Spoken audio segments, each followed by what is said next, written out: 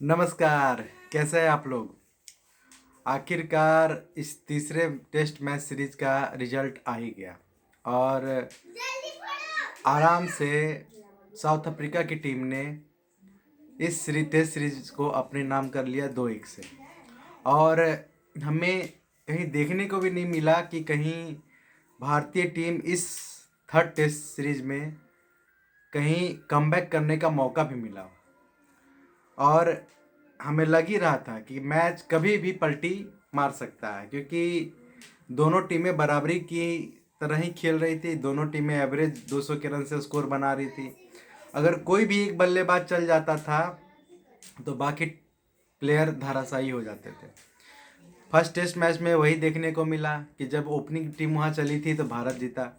Second test में देखने को मिला कि जब यहाँ ओपनिंग टीम एल्गर के साथ पीटरसन चले तो उन्होंने जीत दर्ज की। और थर्ड टेस्ट में ज़रूर ऋषभ पंत के बल्ले से सेंचुरी आया हो, लेकिन बाकी बल्लेबाज जो इस टीम में थे उन पे ज़रूर क्वेश्चन मार्क रहेगा कि आपने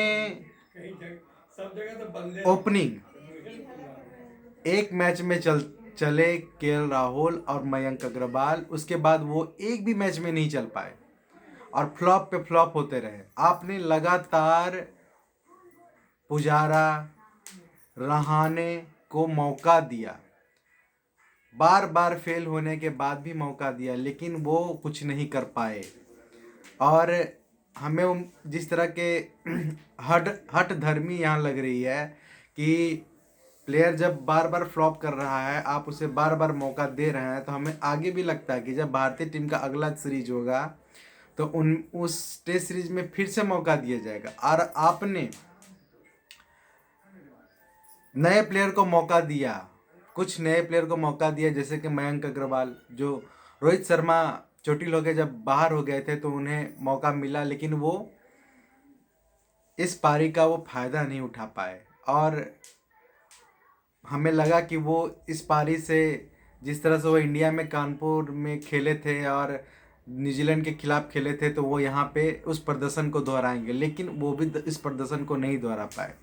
और केएल राहुल, वो उन्हें तो पहले भी कहा जा रहा था कि वो आईपीएल के ही बादशाह हैं।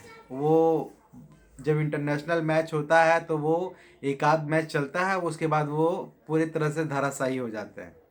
और जिस तरह से कोहली कैप्टन है टेस्ट के अभी भी, वो इस पूरे घटनाक्रम में कोहली जो मेन कैप्टन थे, वो भी जो आसपास की जो घटना उनके साथ घटी उन्हें पूरी तरह से व्यथित कर दिया। और उनके बल्ले से वो खुद स्ट्रगल कर रहे थे। सेकेंड इनिंग में जब वो बल्लेबाजी कर रहे थे तो मुश्किल से 20-30 रन बना पाए, वो भी 150 बॉल खेल करके।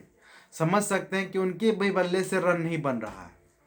और हम पहले भी कह रहे थे कि रहाणे को ड्रॉप किया जाए, नए प्लेयर जैसे कि आपने भारत में जब सीरीज हो रहा था न्यूजीलैंड के खिलाफ, तो श्रेयस अय्यर को मौका देना चाहिए था, लेकिन श्रेयस अय्यर को मौका नहीं दिया गया, बेंच पे बैठा के रखा गया।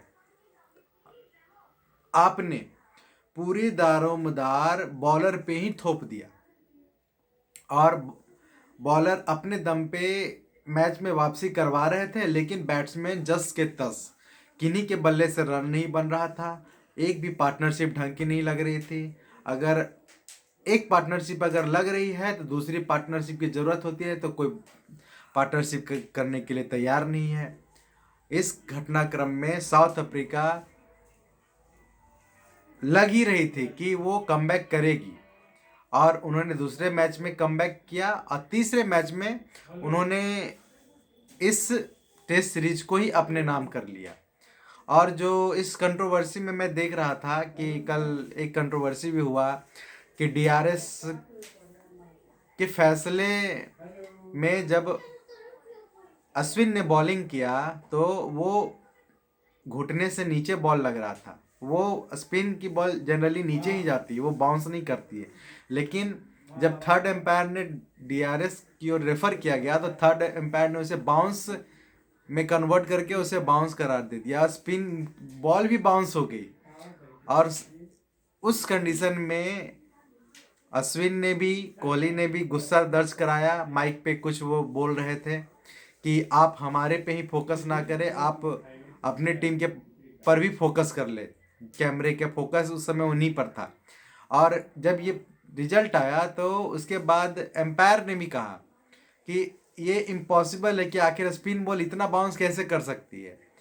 लेकिन इतना कहा जा सकता है कि टेक्नोलॉजी भी 100% परफेक्ट नहीं है। आप तो ह्यूमन एरर को ब्लेम करते हैं कि ह्यूमन एरर है, लेकिन टेक्नोलॉजी भी 99% अगर सही है तो 1% गलत है। वो भी इस मैच में हमें देखने को मिल गया, क्योंकि जिस समय वो विकेट पे जो कंट्रोवर्सी हुआ था उसमें मैच टर्न हो सकता था।